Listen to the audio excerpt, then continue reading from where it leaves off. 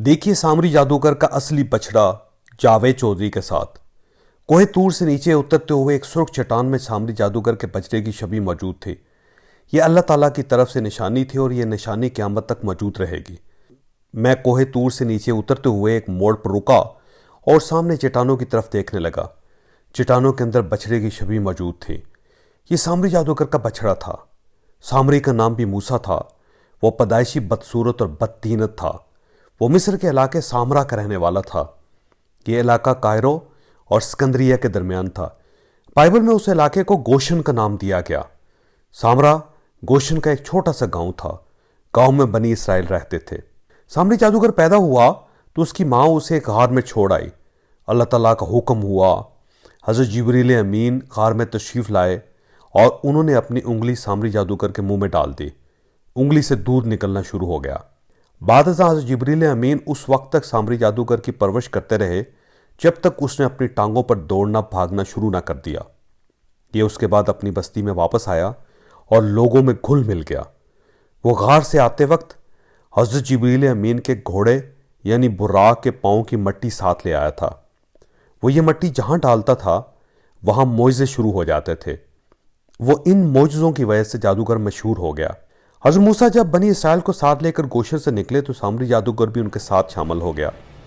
हज़रत मूसा रेड सी पहुँचे। अल्लाह ताला ने समंदर चीर कर उनके लिए रास्ता बनाया। बनी इसराइल रास्ते से गुजरकर सहराए सीना में दाखिल हो गए और फ़िरौन समंदर में डूबकर मर गया। उस वक्त सामरी जादूगर हज़रत मूसा अलैहिस्सलाम के साथ था।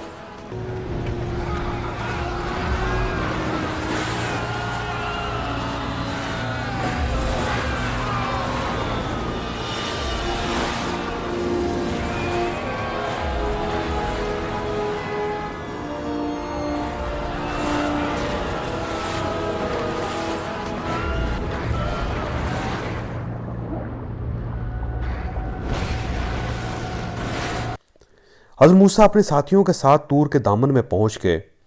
अल्लाह ताला की वही नाजल हुई। अल्लाह ताला ने उन्हें कोहे तूर की चोटी पर जाकर 40 दिन एतकाफ़ का हुक्म दिया। हज़रत मूसा ने अपनी कौम अपने भाई हज़रत हारून के हवाले की और आप कोहे तूर की उस चोटी पर तशरीफ़ ले गए जिसका अहवाल हमने अपनी गुज़श्ता वीडियो कोहे तूर विद जावेद चौधरी में बयान किया। हज़रत हारून अलैहिस्सलाम हज़रत मूसा अलैहिस्सलाम के मुकाबले में नरम दिल भी थे और वो दबाव में भी आ जाते थे। सामरी बदतीनत मकार और फसादी था। चुनांचे उसने बनी इसराइल के जेवरात जमा किए, उन्हें पिघलाकर छोटा सा बछड़ा बनाया और बछड़े के पेट में हज़रत जिब्रील अमीन के घोड़े के पाँव की मट्टी रख दी। बछड़े ने बोलना शुरू कर दिया। सामरी ने इसके बाद बनी इसराइल से कहा, हज़रत मूसा पहाड़ पर गुम हो गए हैं। वो पहाड़ पर जिस अल्लाह ताला से मुखातिब होते थे वो नाउज़ बिल्ला ये बछड़ा है। हम सब पर लाजम है कि हम हज़रत मूसा अलैहिस्सलाम के वापस लौटने तक इस बछड़े की प्रस्तश करते रहें। लोग गुमराह हो गए और उन्होंने बछड़े को सजदे शुरू कर दिए। हम आपको ये भी बताते चलें, अल्लाह ताला ने बैक वक्त 2 मूसा पैदा फरमाए थे। एक मूसा कलीमुल्लाह थे। अल्लाह ताला ने उन्हें मुशरिक फ़िरौन की गोद और महल में पाला था, जबकि दूसरे मूसा यानी सामरी जादूगर की परवरिश हज़रत जिब्रील अमीन ने फरमाई थी। अल्लाह इन दोनों के ज़रिए हम इंसानों को ये बताना चाहता है कि अल्लाह ताला अगर किसी को तौफीक अनायत कर दे तो वो फ़िरौन की गोद में पल कर भी मूसा कलीमुल्लाह बन जाता है, और अगर अल्लाह ताला की तौफीक ना हो तो फिर हज़रत जिब्रील अमीन की निगरानी में पलने और उनकी उंगली चूसने वाला मूसा सामरी जादूगर साबित हो जाता है। अल्लाह ये भी पैगाम देना चाहता है, नामों की कोई हैसियत नहीं होती, हैसियत सिर्फ तौफीक की होती है। सामरी और कलीमुल्लाह दोनों का नाम मूसा था, लेकिन एक काफिर साबित हुआ और दूसरे मूसा पर अल्लाह ताला ने अपनी पहली किताब नाज़िल फरमाई। हम बहरहाल वाक़े की तरफ वापस आते हैं और मूसा अलैहिस्सलाम तौरात लेकर वापस आए और उन्होंने जब अपनी कौम को कुफ्र और शिरक में मुलव्वस देखा तो आप गुस्से में आ गए।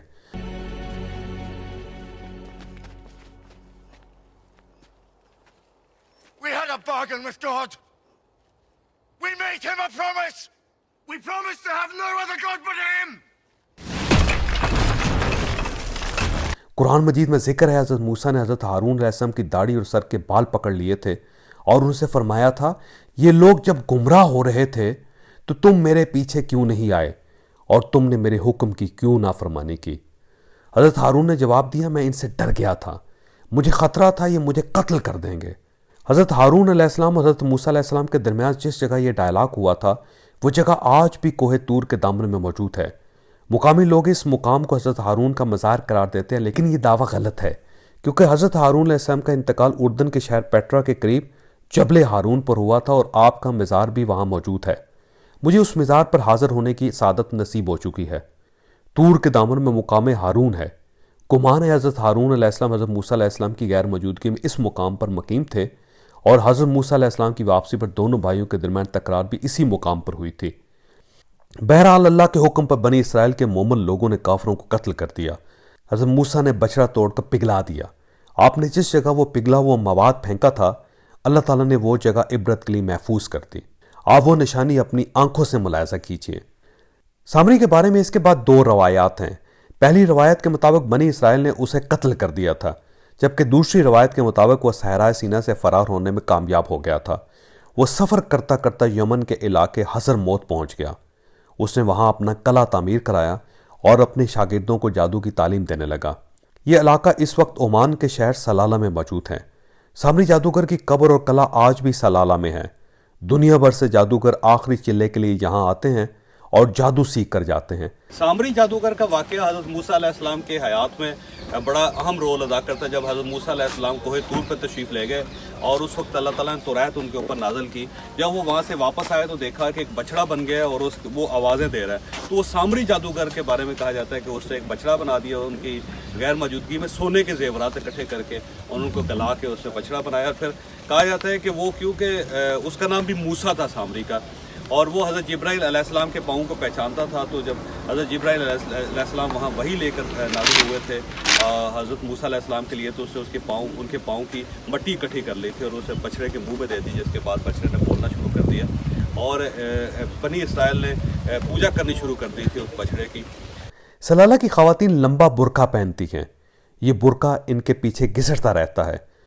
مقامی لوگوں کا خیال ہے سامری جادوگر کے شاگرد خواتین کے پاؤں کے نشان دیکھ کر ان پر جادو کر دیا کرتے تھے۔ چونکہ یہ جیسے آپ نے بتایا کہ پیروں کے جادو پہچان لیتا اور یہ خواتین کے پیروں کے نشان سے ان پہ عمل یہ جادو کرتا پاؤں کے نشان سے وہ جادو کرتا تھا، تو وہ ان کے جو برقعے ہیں وہ ان کے پیچھے پاؤں کے نشان صاف کرتا، اور ہم نے دیکھا کہ آج تک یہاں پہ وہی رواج ہے کہ خواتین کے برقعے بہت لمبے ہیں جو پیچھے گھسٹتے ہوئے ان کے پیروں کے نشان صاف کرتے ہیں۔ چنانچہ خواتین نے 3200 سال پہلے ایسے لمبے برقعے پہننا شروع کر دیے تھے جو ان کے پیچھے ان کے پاؤں کے نشان مٹاتے چلے جاتے تھے۔ یہ روایت بھی آج تک قائم ہے اور سلالہ کا جادو بھی۔ آج بھی سلالہ میں بے شمار جادوگر مل جاتے ہیں۔ مجھے سلالہ میں سامری جادوگر سے منسوب قبر پر جانے کا اتفاق بھی ہوا۔ آپ اس قبر پر میری موجودگی کی ویڈیو ملاحظہ کیجیے۔ آج بھی لوگ جادو سیکھنے کے لیے اس جگہ پہ آتے ہیں اور چلا کاٹتے ہیں اور اس کے بعد خیال کیا جاتا ہے کہ وہ جادو سیکھے اور سامری نے ان کو ایک صنعت عطا کر دی، جس کے بعد وہ ایک مسلمہ جادوگر بن گئے۔ لیکن یہ ظاہر ہے ایک عبرت کی نشانی ہے کہ جب اللہ تعالیٰ ناراض ہوتا ہے کسی کے ساتھ تو اس طرح اس کو عبرت کی نشانی بنا دیتا ہے۔ جب ہم بڑا سفر کر کے یہاں پہ پہنچے اور میں اور ڈاکٹر صاحب، تو آپ دیکھیں ویرانی دیکھیں اس قبر کی اور اداسی دیکھیں اس قبر کی، آپ کو یہاں آ کے ایک بری فیلنگ ہوتی ہے جو یہ ثابت کرتی ہے کہ واقعی کسی برے انسان کی یا ایک جادوگر کی قبر ہے۔ ہم حضرت موسیٰ کے واقعے کی طرف واپس آتے ہیں۔ سامری جادوگر کا بچڑا توڑنے کے بعد آپ نے بنی اسرائیل کے 70 لوگوں کا وفد بنایا اور آپ ان کو ساتھ لے کر توبہ کے لیے کوہ طور پر دوبارہ تشریف لے گئے۔ طور پر اللہ تعالیٰ ان 70 لوگوں سے مخاطب ہوا اور ان کو بتایا، بے شک میں ہی تمہارا رب ہوں اور میں نے ہی تمہیں فرعون کے ظلم سے نجات دلائی۔ یہ آواز سن کر بنی اسرائیل کے 70 لوگ اکڑ گئے اور انہوں نے حضرت موسیٰ سے کہا کہ ہم اس وقت تک پیچھے نہیں ہٹیں گے جب تک ہم بھی تمہاری طرح اللہ تعالیٰ کو اپنی آنکھوں سے نہ دیکھ لیں۔ حضرت موسیٰ نے ان کو سمجھانے کی بے تحاشا کوشش کی لیکن وہ نہ مانے، یہاں تک کہ غیرت خداوندی کو جوش آ گیا۔ پہاڑ پر ایک خوفناک چیخ کی آواز آئی، زلزلہ آیا، ان 70 لوگوں کے دل پھٹ گئے اور وہ ہلاک ہو گئے۔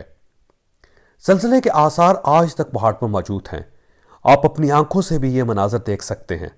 حضرت موسیٰ علیہ السلام نے ان لوگوں کے مرنے کے بعد اللہ تعالیٰ سے انہیں دوبارہ زندہ کرنے کی درخواست کی۔ اللہ نے انہیں دوبارہ زندہ کر دیا اور وہ لوگ حضرت موسیٰ علیہ السلام کے ساتھ زندہ سلامت پہاڑ سے نیچے آ گئے۔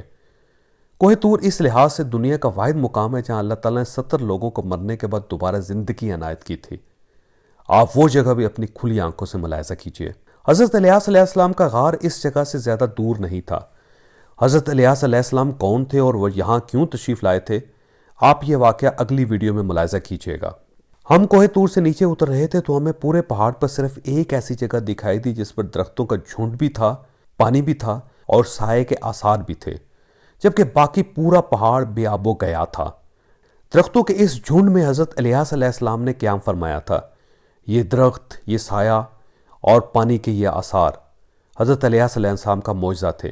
بائبل حضرت الیاس کو ایلیا کے نام سے مخاطب کرتی ہے۔ اللہ تعالیٰ نے قرآن مجید میں حضرت الیاس کے بارے میں فرمایا، اور بے شک الیاس پیغمبروں میں سے ہے، جب اس نے اپنی قوم سے فرمایا کہ کیا تم ڈرتے نہیں؟ کیا بال کو پوجتے ہو اور چھوڑتے ہو سب سے اچھے پیدا کرنے والے اللہ کو، جو رب ہے تمہارا اور تمہارے اگلے باپ دادا کا؟ پھر انہوں نے اسے جھٹلایا تو وہ ضرور پکڑ میں آئیں گے۔ حضرت الیاس علیہ السلام بنی اسرائیل میں سے تھے۔ یہ حضرت ہارون کے سلسلے سے تعلق رکھتے تھے۔ آپ کی پیدائش لبنان کے شہر بالبک میں ہوئی۔ آپ نے انتقال بھی بالبک میں فرمایا تھا اور آپ کا مزار بھی وہیں ہے۔ بالبک کا پرانا نام ہیلیوپولس تھا۔